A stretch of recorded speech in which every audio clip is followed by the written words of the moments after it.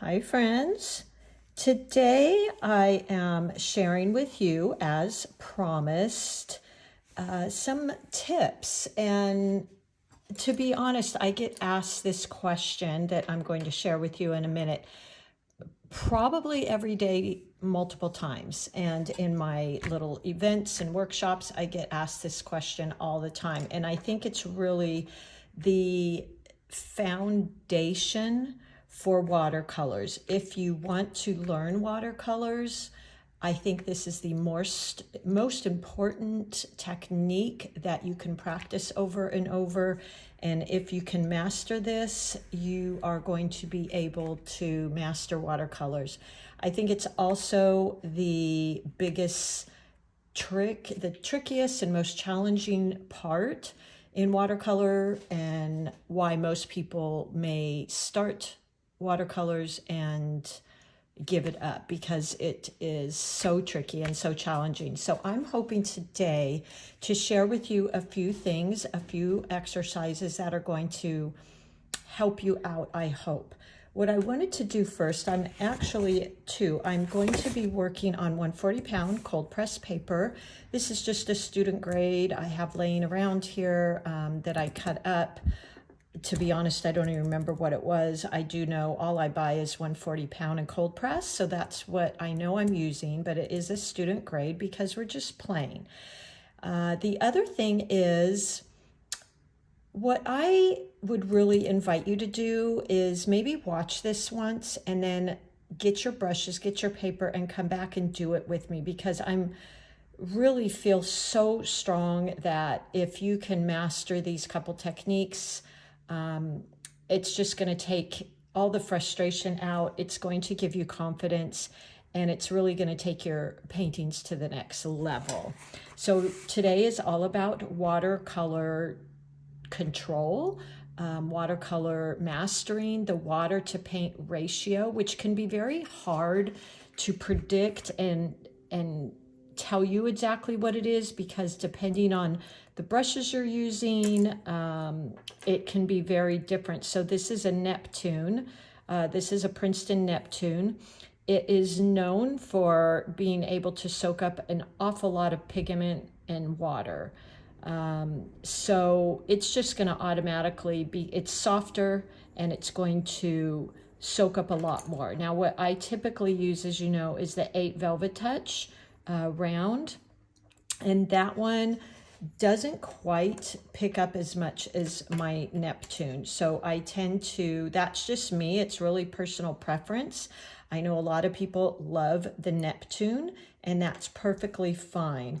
The other brush I just want to mention kind of quickly is these Degatos, which I have been so happy with. I talk about them a lot because I try to offer those of you starting out, the beginners in watercolor, some nice, affordable options so that you don't have to spend a ton. And then maybe you get into it and decide watercolor is not for you, which I certainly hope doesn't happen. But so these Degatos have been really great. There's something called the snap test, or finger test, and for me, I just like a snappy brush. I like a stiffer brush. That's why I like the Velvet Touch round as compared to the Neptune. I think on the stiffness scale, I want to say the Velvet Touch is maybe a 3 out of 5, and the Neptune, I want to say, is maybe a 1. So that's a pretty substantial difference. But again, these, and I'll link these for you. These Degatos are really great. I use them all the time. Love them. So for the price, I think they're really great. Then there's, by the way, this Heritage 2. That's also a Princeton. And I want to say the stiffness in those is also a 3, like the Velvet Touch. The other thing I like about the Velvet Touch is, if you can pick it up in the camera, the Heritage is more of a glossy coated wood handle, which is fine. Again, this is all preference for you. I love the feel of the Velvet Touch. It's soft, it kind of feels velvety, and the price point is really great. So I just have found myself gravitating towards that 8 Velvet Touch. So there's that. The 140, get your 140 pound cold press paper. And like I said, maybe watch this once if you want, and then come back and bring your brush and just paint with me. And I hope you'll come back to this video, because I think what I'm going to share with you today is just so important. And if you practice this consistently, it's really going to make you feel more confident and allow you to figure out for yourself with your brushes that you're using, your paper you're using, because some papers absorb more water, what is best for you. So it's really hard for me to just say, use this much water, use this much paint, because all of those things can kind of factor into that. So just real quick here, Tuesday I'm doing a Zoom class. Some of you may be in there. And I just wanted to point out here, you know, one of the techniques we're going to talk about today is these values, lighter values and darker values, and why they're so important in our paintings and make such a difference. And it's, again, that water to paint ratio, and how much water to have on your brush, how much paint to have on your brush, so that we're getting some control over our colors and our flow. All right, let's go ahead and dive in. Oh, here's another little painting. So this is the beauty of watercolor. And I feel like if you can learn that water to paint ratio, you're going to get these beautiful soft blends and combinations and washes that, to me, is so much the magic and the beauty of watercolors. Using watercolors very thick with less water is going to be more like using the watercolors as an acrylic. And this is just my personal opinion and thought, is if I'm going to use the watercolors, I want to really get what's so unique and special for watercolors. So this, to me, is the beauty of watercolors, is that real soft, translucent, very flowy, okay? Now, in getting to know how much water, how much paint, I'm going to try and give you as many tips as I can. Like I said, it's really hard to offer to you or share with you an exact ratio, because, again, depending on your brush, your paper, it's going to be different. So what I'm going to show you is just a way for you to really get familiar and understand how much water to add, how much pigment to add, according to what you like and what your supplies are going to give you as a result. So as you know, too much water, you're going to get all these puddles and pooling, and your paper's going to warp, and it's really uncontrollable. And then on the opposite of that, too little water, you're going to have this dry brush type of texture, and we don't want that either. That's when it's beautiful when used intentionally, because it can give you texture, but there's not a lot of flow there and movement. And with watercolors, we always want to have flow with our watercolors. So if you're using them without the flow, you're using them more like an acrylic. So let's go ahead and start playing with some of this. My biggest tip that I can offer you is practicing two things, and that's value scales and washes. Value scales is what we're going to do right here. So make sure you grab your brush. You've got your 2 containers of water, one to wash and one to rinse. This one here, I'm actually loving it. I've used 2 containers separate for, gosh, I can't even tell you how long. And recently I found this product, Meeden, and I'm really loving it. And it's ceramic. Their ceramic products are just really pretty incredible. So have your 2 containers of water, have your paper towel, have your paper, and whatever brush you're going to be using. I'm using the Princeton 8 round Velvet Touch. And let's go ahead and start playing with this. So we've all heard lots of artists talk about tea consistency, milk consistency. Let me write those down for you. I'm sure you've heard all these, but there's this tea consistency, which is really, I think, so consistency. So to me, that's where I really go to. It's beautiful for great glazes. It's very translucent. Let me just show you here. It moves really easily. So see that, how it's really movable. It's very transparent. I'm going to say it's probably 80% water, 20% pigment. But look at that, how it moves. This is what we want with watercolors. We want it to really move on our paper. We want it to move in our palette. The other thing I want to offer you too is get yourself, if you don't want to invest in a palette. As you see, I have lots of palettes. This is my custom one from Miss Ceramics, but I use the Meeden one as well.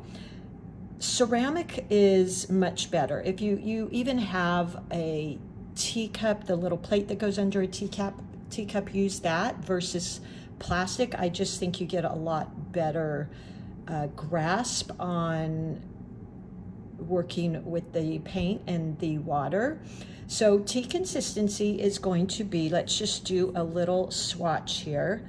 So I put a dab of paint in here, and then I went in with my water, and tea consistency is going to be thin. It moves easily. It's like a glaze. It's translucent.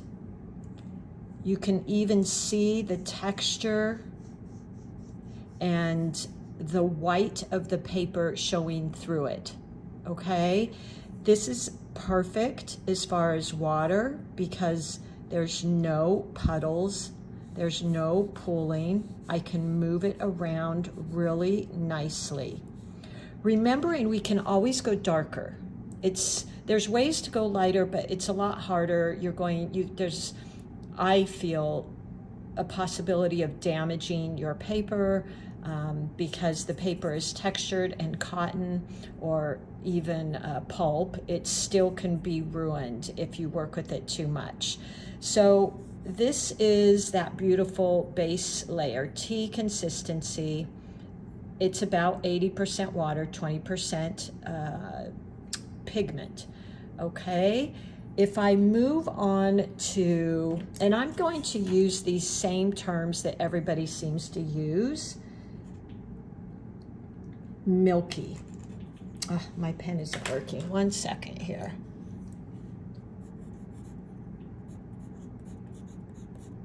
So, you pretty much think of milk. It's a little bit thicker, but still very movable. Translucent, and I'll show you here. So this is about 70% water, 30%. And really, I mean, how do we really know that? But that's kind of what I feel. So it's a little darker value, but it's still, look at that. It's still moving rather freely. It's still translucent. I can see the ceramic under it. And when I lay it down right now, I'm still going to have that beautiful translucence to it, and it's going to move around still very easily.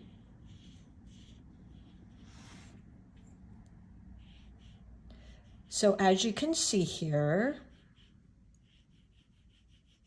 it's got a little darker value to it.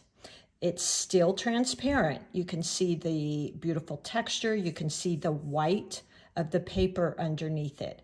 Still moves very freely, okay?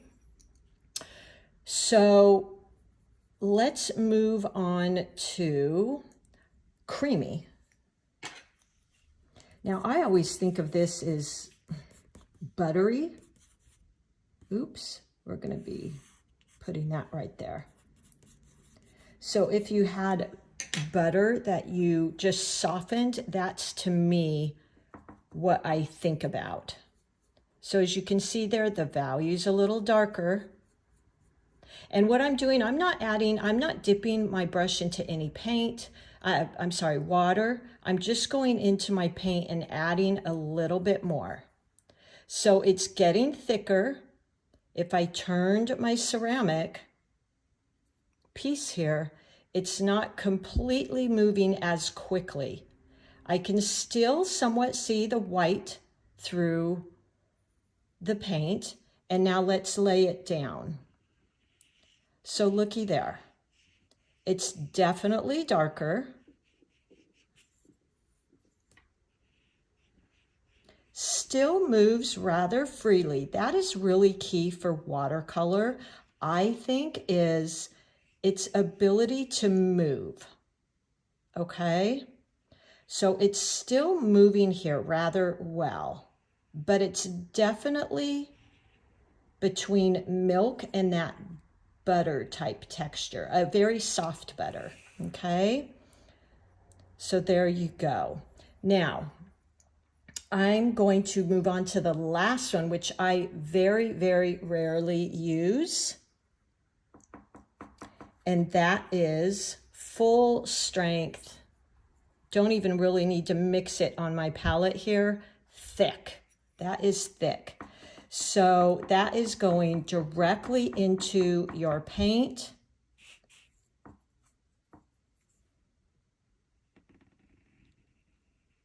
And onto your paper. It's not real movable. It feels very much like acrylic.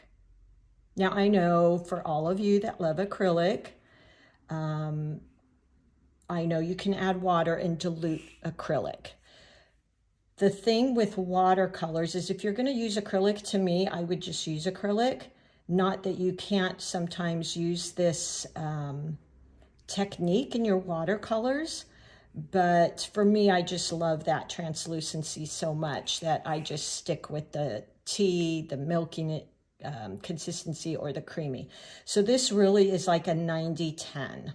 Okay, it's not opaque. I can't see my texture. I can't see the white of the paint through it. Oops. So let me write that on here. This is thick.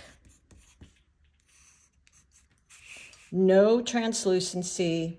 I've lost that. Now, definitely there is ways that people will use this. Another way to use this is dry brush, just like that, which absolutely can be used.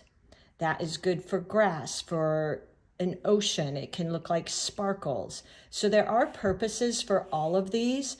What I'm trying to show you here is just get used to playing with how much water to paint ratio to achieve these.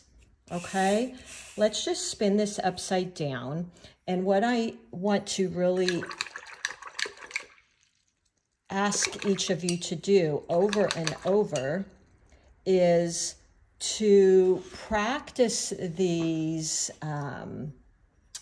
value skills, because you're going to get used to what it feels like. And that's what this really comes down to. It's hard for me to tell you exactly how much water to paint, again, for those reasons I shared. It's really you getting used to what it feels like. So I would invite you to take a whole sheet of paper and let's just, you can go dark to light or light to dark. Really doesn't matter. What we want to do is Again, start with either the light or the dark, and you're going to work backwards. Okay, so if you're starting with the darkest, which for whatever reason, that's usually where I start. And we can even put this in my palette. So it's moving on here because this ceramic is pretty slick, but it's very thick, very, very thick. I've got 90% paint. I didn't wet my brush. Watercolors are hard unless you're using a tube. So you have to have a little bit of water and just start getting used to what it feels like and create maybe 5 squares. And we're just going to continue to add water and get used to what that feels like. So here is that dark, dark value. I can't see the paint through it. I mean, I can't see my paper through it. It's very opaque, much like acrylic. Again, there are uses for this. I don't typically paint with this. I'm always very transparent, but that's just me. Now, I'm going to go in and I'm going to add maybe just a tiny bit of water here. So I dipped my brush in. I just tapped it on the side. And I'm going to go back in here. I've got a little bit more water now in here. And this is really playing with it. Get used to how much water it takes to lighten it.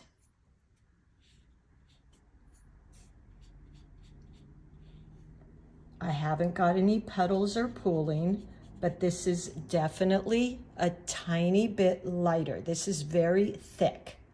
This is a little bit lighter, okay? Now I'm gonna go in, dip my brush one more time, and go in again.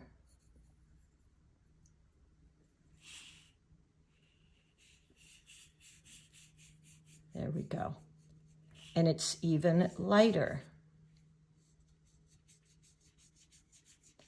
My paint is very movable.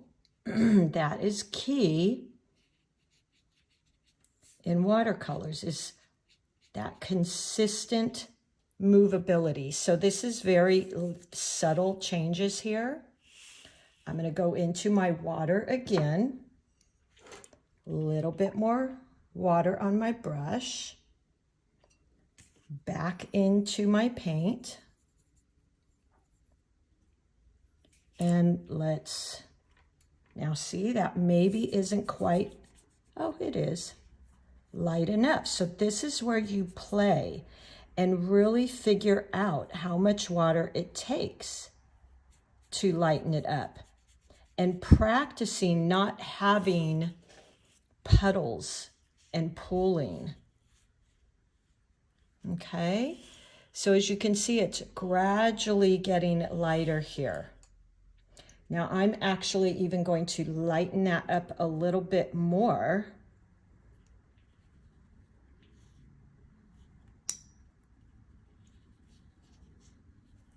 Because we've only got one more here.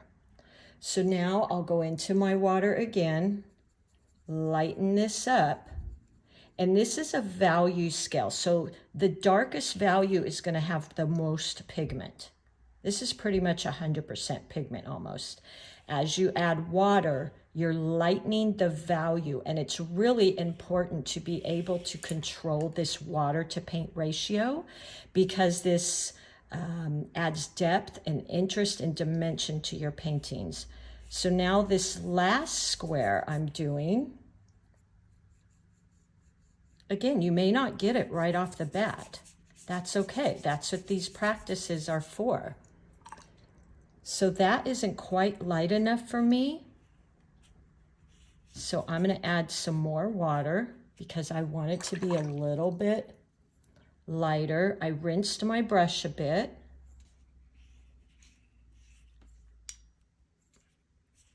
And went in. And there you go. Now this could even get lighter. It could get where it's really, really light. So there you go. You've got this value scale. You do this over and over, sheets of this, so that you get used to that water to paint ratio. Now, the second thing I wanted to share is when you're laying down your paint. So value scales, really my biggest tip to practice the paint to water ratio. It's, again, going to give you that understanding of how your watercolors are going to behave on your paper, how they're going to look, okay? The next practice, there's two that I recommend, are washes. And the reason I think that is so important is because you're going to understand how much water to lay down.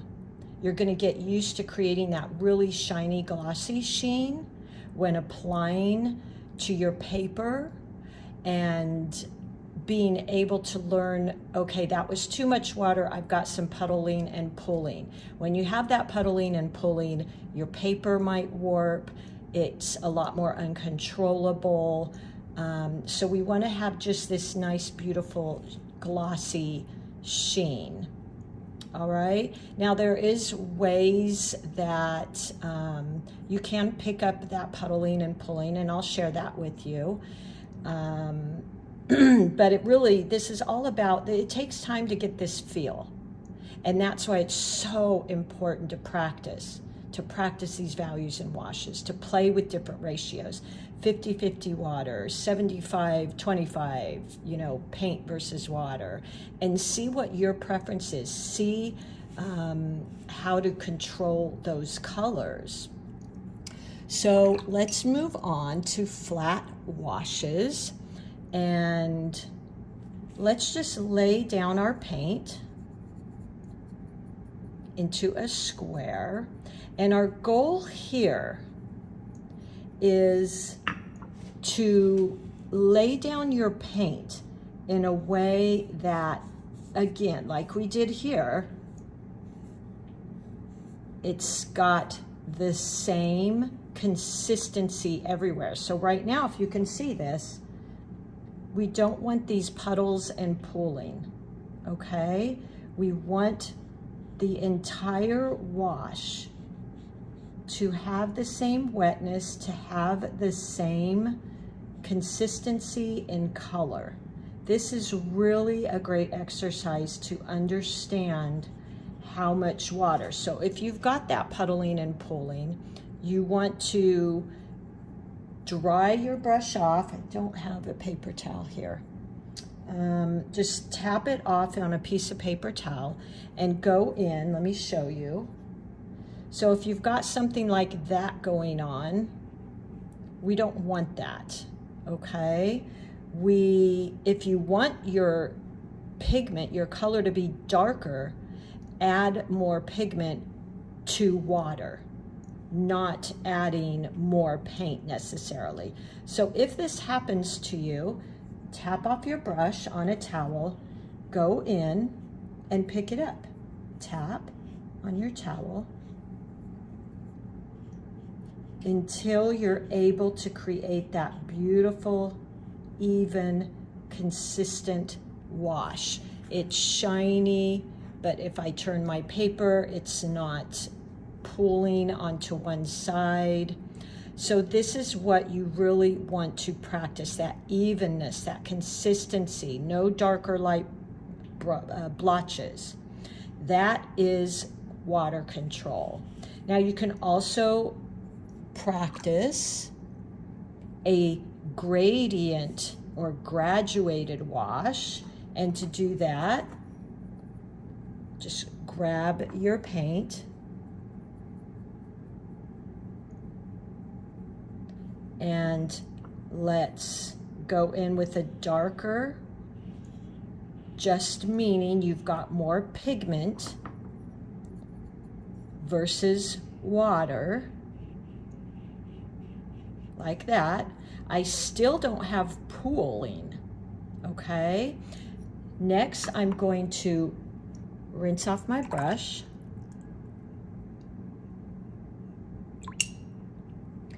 and I'm going to go in and start pulling this down. Now, see what that did? That was way too much water. So I'm going to tap off my brush.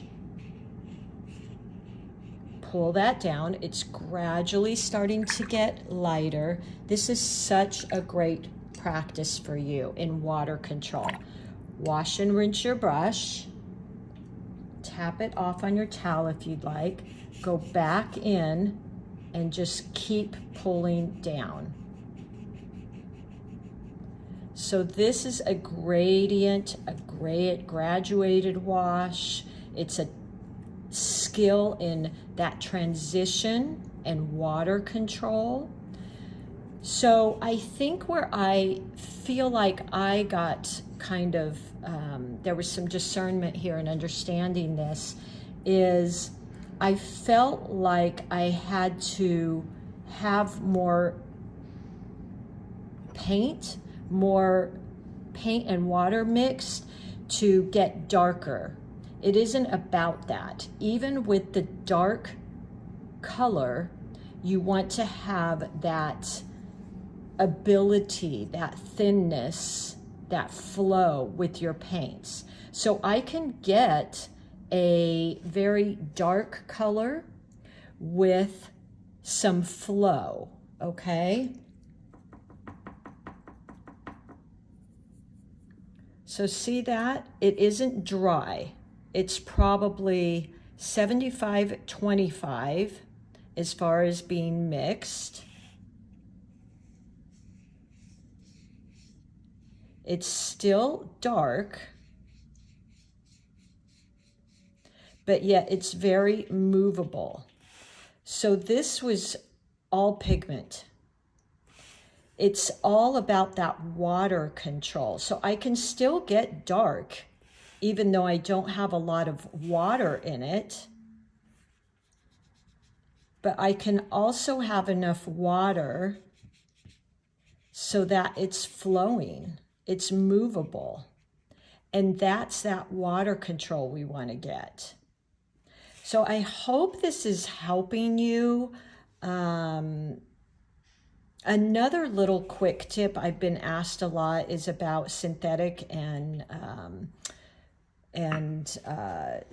real brushes. Like I use all synthetic because I'm just such an animal lover and I don't want to use squirrel hair and all those different things. That's totally me, no judgment at all. But what I've heard, I haven't used them, so I can't say this for sure, but the real animal, like the squirrel brushes, they hold a lot more water. Again, I can't confirm that because I haven't used them. The synthetics, which is all I use, apparently from what Princeton claims is they don't hold as much water. Now, I don't have any ability to, confirm that or not. If you want to write this down, I'll go through this real quick as well. In the Princeton series, they've got this Aqua Elite. Let's see if I have somewhere I can maybe write this. I don't. So they're because you guys have asked me about this a lot. The Aqua Elite or the 480/50 is supposedly, I don't have any of the Aqua Elites, gets a very fine point and it holds a lot of water. The stiffness scale is from 1 to 5, and the Aqua Elite Princeton synthetic stiffness is 2. Now the Neptune, which I do have a few, and I know a lot of you have ordered, is soft. They claim it as being real durable, it's affordable, and to me it holds the most water, and the stiffness is only a 1. I agree with all of that. A lot of people like that. For me, it's too soft. Now the Heritage, which I do have a few, somebody asked me this the other day. I believe the Heritage series is their original synthetic, if I remember reading that, and its stiffness is also a 3. Velvet Touch, which is what I use, Princeton, stiffness is a 3. And although I'm not using the Velvet Touch for all the different medias, it can be used. It's a mixed media brush. I don't use it for that, but you can. The Select, which I have been playing with lately, I actually found the Filbert Select is really affordable. It's for all media. Although, to be honest, you guys, I wouldn't use my watercolor brushes if I was to play with acrylics, because I just feel like it says it's for mixed media, but I just probably wouldn't do that. So the Select is also a stiffness of 3. Umbria, I don't believe I have. They claim its stiffness is a 4, so actually I might like that. The snap brushes, stiffness 3, and I think those are also multimedia, or mixed media rather, and they're kind of pretty, which may not mean nothing to you, but like the handle on the Velvet Touch, I like the feel. I would probably buy the snap brushes because they're kind of pretty. That's just me. So that is kind of my take on those different brushes. You guys have asked me about that a lot. The way I they call it the finger snap test, or I've read that, is for my brushes, you know, I just literally do this. Now this is the Velvet Touch. It's pretty stiff.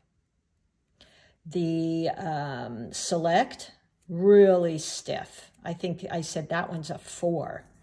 Again, going back, the Neptune, not stiff whatsoever and holds a ton of water. If I dip this in water, it really swells up. It gets pretty full. If I dip this Velvet Touch 8, so this is the Princeton Neptune. When it's full of water, look at how thick it is. If I fill up my Velvet Touch 8 round, not so much. Maybe hard to tell on here, but it's really just practicing and finding what works for you. I know it looks very subtle, but when I see it, this looks really almost like a sponge. It's fat, it's kind of swollen. So that's my tip there. One last tip is when you are painting, always keep a swatch. And, you know, because a lot of times until you get really good at this, and I still will have to lighten things, I have a swatch. And if I'm painting a flower, let's see here. And I want the petal point press. Now that's got a lot of water in there, so that's not what you want to do. So I wash my brush, dry it on a towel, and I just pick some up. And I can still get that dark value. Okay. And then say I'm in the middle of painting and I'm like, oh, I really want to have a light value next to it. So I'm going to rinse my brush. And I'm just going to practice a little till I can get that value that I want, because you're not going to know that right off the bat till you've practiced this. Point press. So there's that lighter value, still very movable, nice and wet, but it's a different value. Okay? And what that does is look at that interest. So if I had these all around a petal, it's not flat. This looks like it's in the background a little bit more. This is right out in front. That is another really important part of playing with these values. Okay, I hope this was helpful for you. I can't recommend enough how to play with these over and over and over until you get used to that water to paint ratio. And when you're laying down your paint, getting used to how can I create a consistent wash here, a consistent value, unless you're doing a sky or an ocean and you want it dark to light, That's that gradient, but getting used to how much water to put down. All right, I hope this was helpful for you. I've been really excited to share this. If you have any questions, please, please, please ask, and I will help you as much as I can. And really just this water to paint ratio is the whole key to getting good at watercolor. And in order to do that, you've got to practice and practice and practice and practice until you get it. And anytime, unless you're really, there's artists that work really wet and they're using tissues and it's a whole nother level of painting. Don't, learn how to create, apply your paint to your paper without the puddles and things. Just get used to that. And then also get used to how much pigment to water and how much to water to put onto your paper. All right, everybody. I am so grateful for you all being here. I know this was a little bit longer tutorial, but I felt it was so important. I really feel like listen to this once and then come back with your brushes and practice this. Practice pages of these. If you do this a few times a week, I promise you your paintings are going to go to the next level. Okay? All right, everybody. Thank you so much for being here. I will link everything in my description here. And happy painting as always. All right. Bye-bye.